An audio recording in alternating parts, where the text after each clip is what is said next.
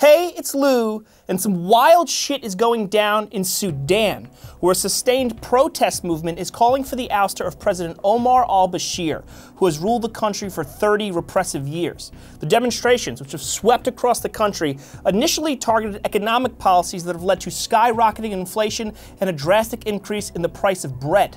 But the discontent with Bashir is extensive. In 2009, he became the first sitting head of state to be indicted by the International Criminal Court, which accused him of genocide and crimes against humanity, including rape and extermination. No surprise, then, that Bashir has responded to these recent protests with brutality. Amnesty International said his security forces have engaged in an unbridled killing spree. At least 40 protesters are dead, including children and students. Government security forces even attacked a hospital where brutalized demonstrators sought aid. One doctor was shot 14 times, even though he had his hands raised in submission.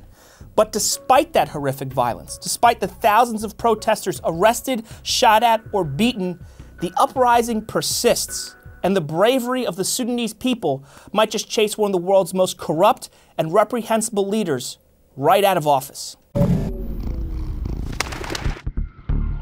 Sudan was once Africa's breadbasket, a fertile region ripe for agricultural development that attracted people from all over the world. So when the country won its independence from the British in 1956, it was filled with a ton of diversity. Different tribes, ethnicities, and religious factions were sort of forced together in this awkward patchwork of a country. The capital, Khartoum, was situated in the north, and the elites who ran the government from there were from Arab descent. They were Muslims. But the southern part of Sudan was mostly comprised of folks from African descent. Many of them were Christians or animists. Zachariah Mampilly, a professor of political science and international studies at Vassar College, told me a lot of Sudan's problems relate to the Arab Muslim majority in the capital imposing an Arab Muslim identity on the rest of the country. It made Southerners feel like second-class citizens. Tensions rose. Eventually, a civil war broke out. Omar al-Bashir was a military commander from the Arab Muslim North. In the late 1980s, as a peace deal between the North and the South appeared imminent,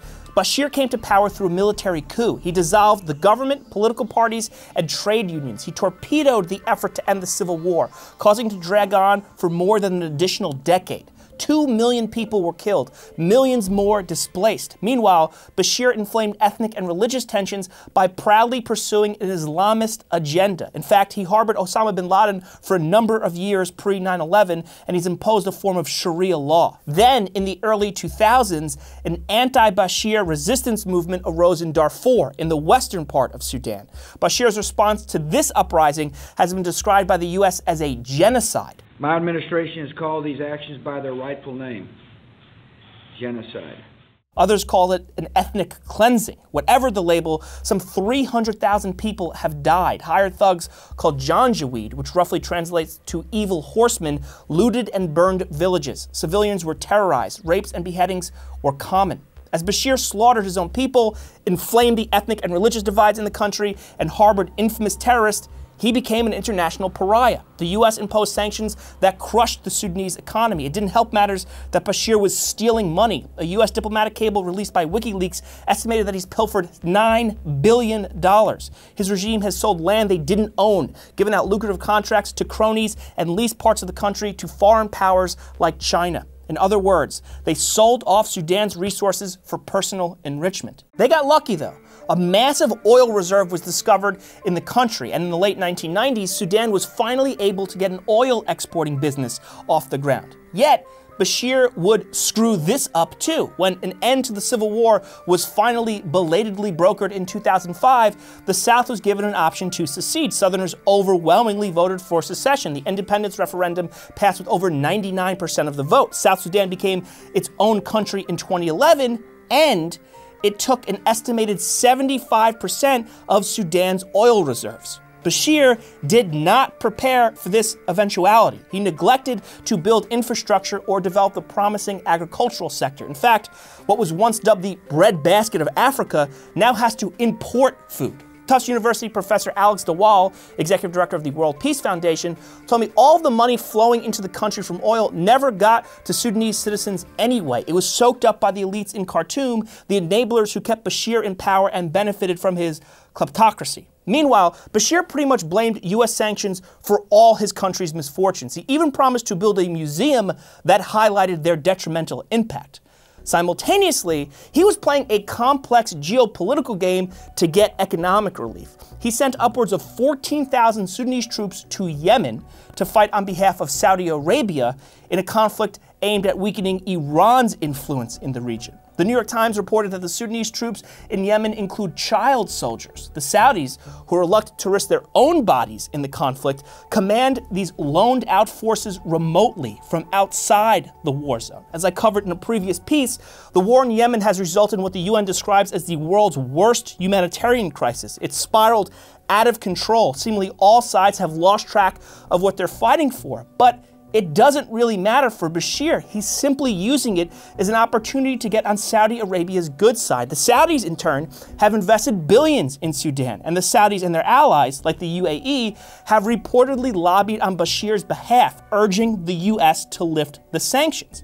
The Trump administration did just that in 2017. You'd think this would be good news, but in effect, it's taken away Bashir's biggest scapegoat. The economy is still in the shitter, but he can't blame the US anymore. So he tried to blame his cabinet, firing all of them, but that didn't work either. Instead, disaffected Sudanese are focusing on the fact that Bashir spends an estimated 75% of the country's budget on defense and security. A big chunk of that goes to his private security forces, a sort of parallel military that often does his dirty work. Meanwhile, only 7% of the budget goes to the health sector. The International Monetary Fund assessed Sudan's economic woes and encouraged austerity, including the elimination of subsidies on basic goods. That's classic IMF policy. Go into a poor country and squeeze the little guy. And that austerity is really what ignited the recent wave of protests. Inflation has skyrocketed in the last few months, forcing some Sudanese to spend 40% of their income just on bread. Basic necessities like fuel, medicine, and cash are also in short supply. The lines at banks and gas stations are painfully long. Bashir has tried to mitigate the issue by reinstating some of the subsidies, but that hasn't quieted the unrest, which he blames, incredibly, on foreign agents. Keep in mind, this downturn has touched every facet of society, so the discontent has spread among the poor, the working class, professionals like lawyers and doctors, and students who are pessimistic about their future. This has created a broad coalition to oppose Bashir. Tens of thousands have participated in hundreds of protests across the country. Mampilly told me that unlike past protest movements in Sudan, this one started outside of Khartoum, which presents a challenge for Bashir. He has the capital heavily clenched in his iron fist, but in rural areas, the logistics are more challenging. Mampilly explained that there's a bit of a grim whack-a-mole situation going on. A protest pops up in one place and it gets repressed, and then another springs up in a different part of the country. It's unclear if Bashir has the wherewithal to keep up with this type of diffuse, relentless uprising. I mean, the guy's 75 years old. It's also unclear if the army will allow the repression to continue. Reports from the ground indicate that Bashir's private security forces are leading the repression, but that members of the army have been fraternizing with the protesters. Eric Reeves, a fellow at Harvard University and expert on Sudan, told me the rank and file of the army is unhappy with the regime. They're worn out by all the conflicts. They're reluctant to turn on civilians. Mampilly told me the army is a pretty diverse organization, so they don't necessarily share Bashir's Arabization agenda. Granted, Bashir has purged rivals and malcontents from the army's upper ranks, and resistance is difficult when surveillance is so widespread, as it is in Sudan. But the Sudanese army has a history of deposing autocrats. DeWall explained that in both 1964 and 1985, the military sided with popular movements demanding a regime change. In both cases, the head of state was removed from office, so there's precedent for a peaceful transition of power in Sudan. Still, what comes after Bashir is a big, thorny question mark. The country's political elites are all compromised, all complicit in corruption and bad governance. Perhaps that's why the international community has been reluctant to aggressively push Bashir out of power. The US in particular has an unsuccessful history of forcing regime changes that have just exacerbated problems. And the domestic opposition to the Bashir regime isn't really united or trusted for that matter. So there's no consensus leader to step in and fill the void. In fact, this fractured opposition is one of the big reasons Bashir has been able to rule for so long. Of course, sham elections, censored media, and a patronage system that co-opts potential rivals also keeps him in power. This is a guy who shuts down social media to stop the spread of dissent. Plus, he's got a pretty strong incentive to stay in office. Once he's no longer head of state, the International Criminal Court will likely intensify their efforts to get him to stand trial for his past atrocities. But Bashir's old repressive playbook doesn't appear to be working like it used to. The protesters are undaunted. They continue to demonstrate even in the face of violence. Reeves said that this is a sign that the anger of the people is overwhelming their fear of a brutal regime. Mampilly noted that young people are leading the way. In a country where the median age is 18, that's a powerful constituency.